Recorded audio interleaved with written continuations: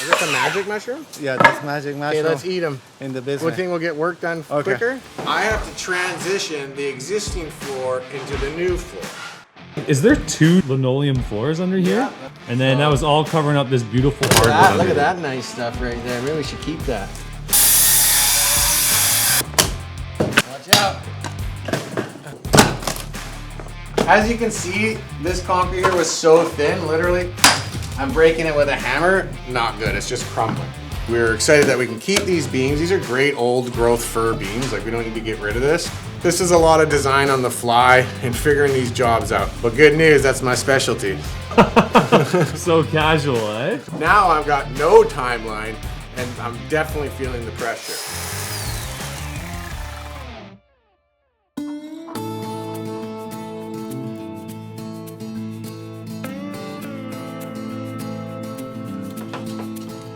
It's been a minute, you may have forgotten about me, but we're back. We just had our Kerrisdale project. We had a bit of a delay here just up on the roof, getting set up, putting our roof vent on temporarily until the roofers get here so we don't have any rain going into the house.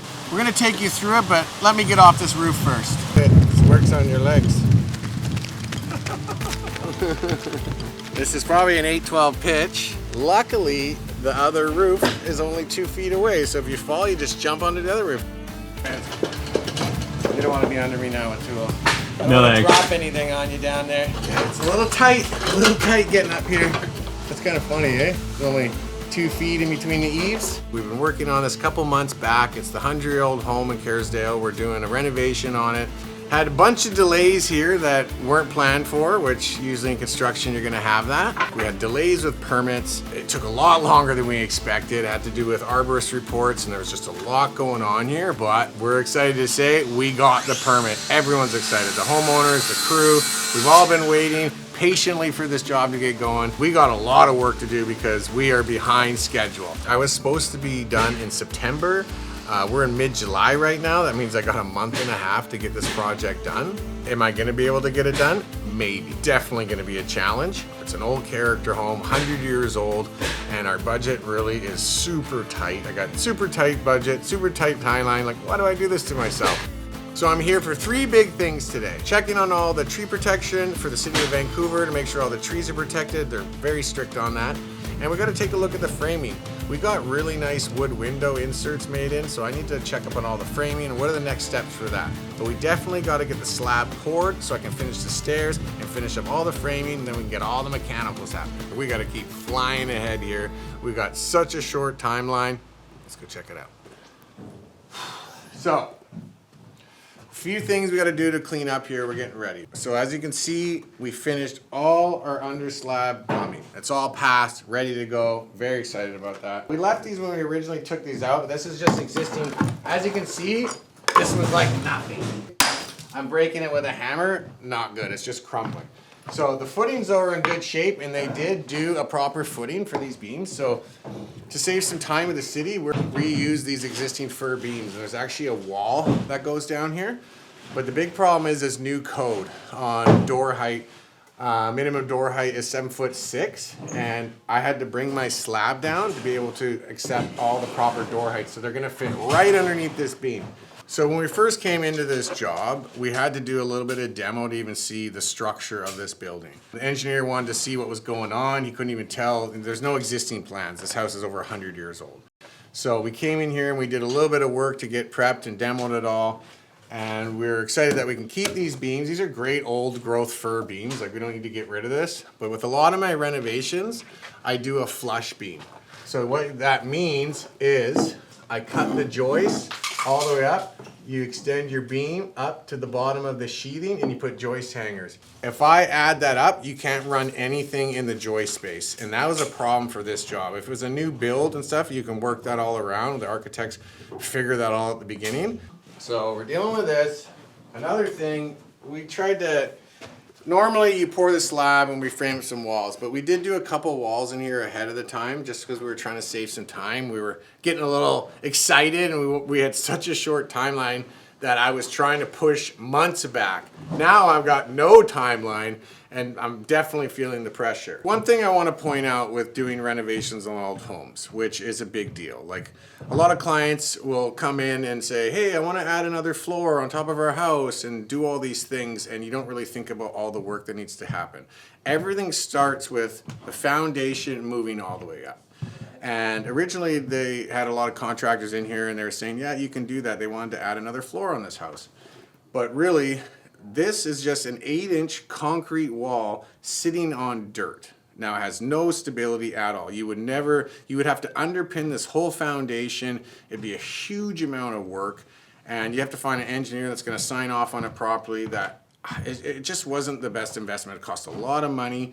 So I suggested at the time, this basement was very poorly designed. It wasn't being used properly. The slab down here was all over the place. I'm like, let's get, 1,000 square feet, livable square feet in your basement, and it's gonna cost half the price of trying to do a whole another floor on this house. But what we did here is the foundation is actually in pretty good shape. Like I don't see any exterior cracks, which is a really good sign. So what we did is we actually dug down. They did have some drainage problems on the outside of this house, and before they bought the house, the owners they did do a repair. But when we took up the slab, the ground was quite damp. So what we did is we dug out 12, 16 inches down, put all 3/4 crush on the inside of this foundation too, and it's just gonna help with any excess perimeter drainage water that's gonna come out. So it just adds like a little bit of a French drain system down here. It is kind of clay, it is kind of sandy, so it's not too bad.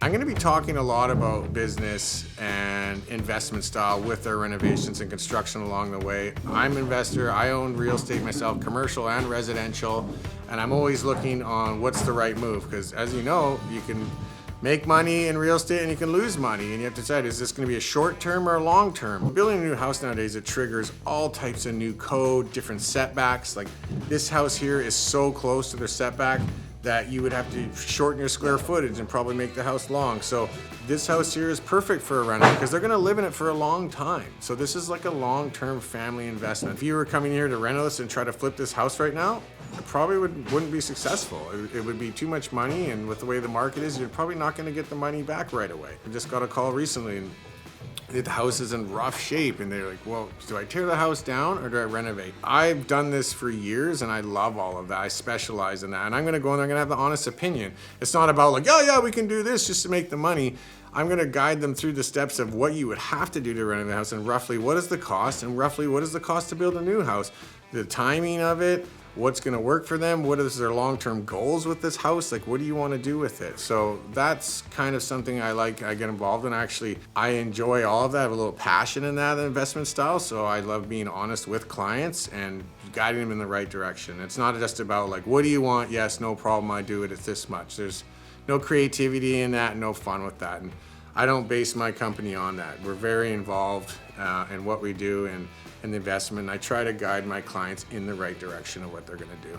There's lots more to come down here. I think the next time I'll bring you guys down here is when we're pouring concrete. Might have to take a little bit more dirt out here. Fun times. Yeah. I need underneath this beam, minimum like it's 84. It can't be any 84. Higher than 84. This point, see how it's just a little bit higher than that? I want to be like, no, I want that to be bottom of concrete right there. So yeah, just rake this out a little bit. You can put a little bit of sand over the pipe, just a little bit.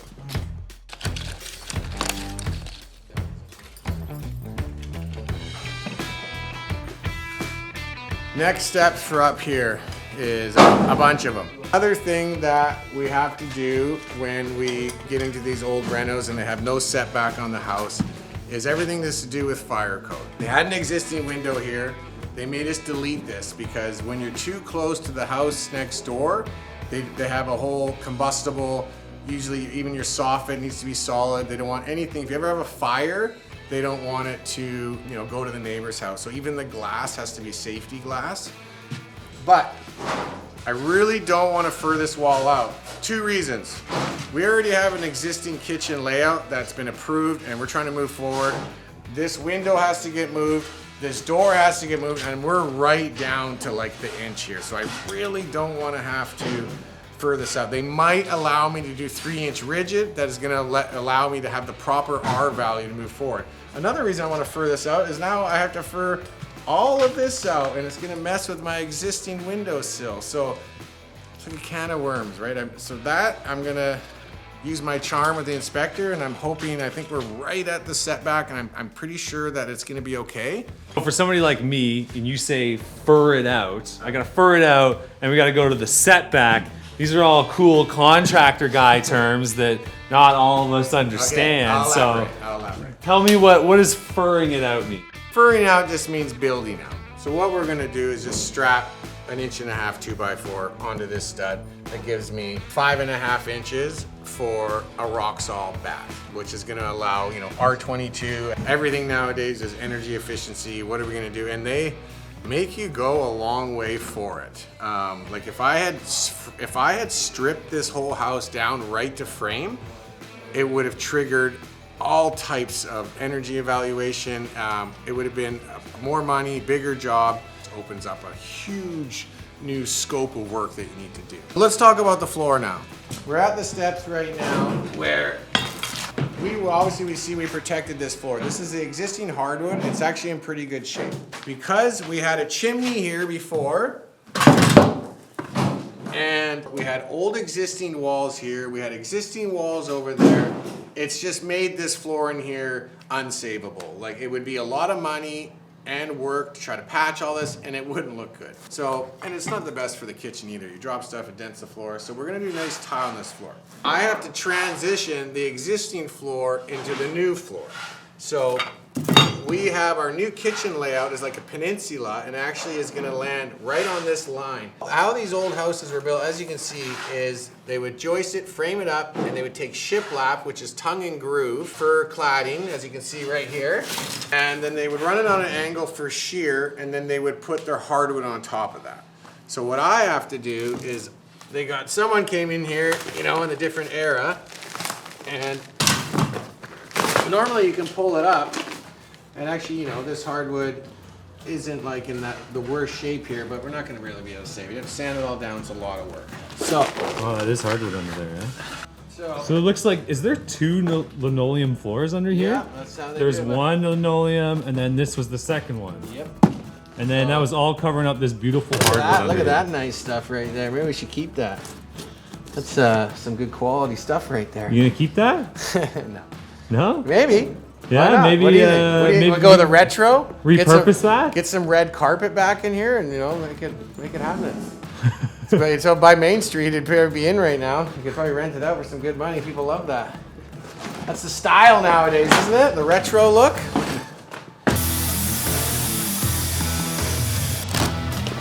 Right. So then get down to the existing shiplap here. Watch out, Dan. So we're going to take that all the way up, demail it, right? Another big thing is squeaky floors. Back in the day, they didn't use construction adhesive. So why does a floor squeak? It's because usually it's a nail that quite didn't make the right into the joist, and it's just rubbing on the outside. Every time you walk on it, the nail's squeaking on the way. So everyone hates it. It's very annoying. So what we do is, of course, once we get all the hardwood up, we go through, and if we can hear any squeaks, we'll either pull some nails out and then go through and we'll re-screw it and try to fix those squeaks as best as we can. There's nothing worse than paying a bunch of money, coming into your nice thing, and every morning you get up to do your coffee or whatever you're gonna do, and this floor is squeaking. It's little details that matter. So I got a lot of work to do here today, but this space is really gonna transform soon.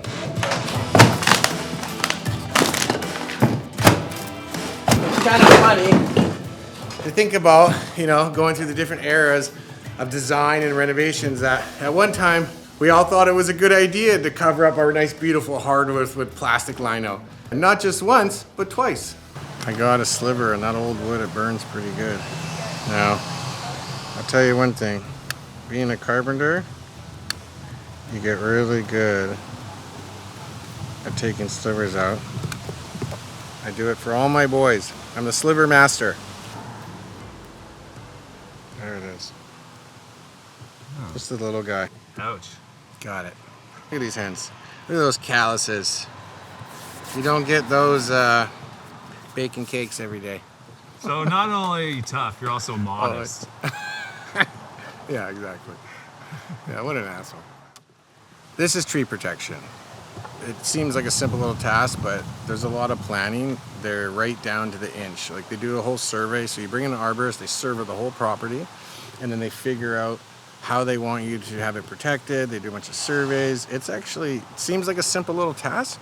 There's a lot to it. It all has to do about the tree, what it is, the way they root, what kind of shape the tree is in. So right now, as you can see too, we pretty much have to block off the whole front over here.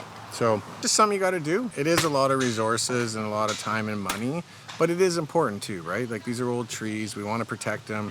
If you got, pump trucks and excavators coming in here, the last thing you want to do is hitting this tree. The tree protection's there to protect them, They've been here for a long time and they're not that easy to replace or that cheap either.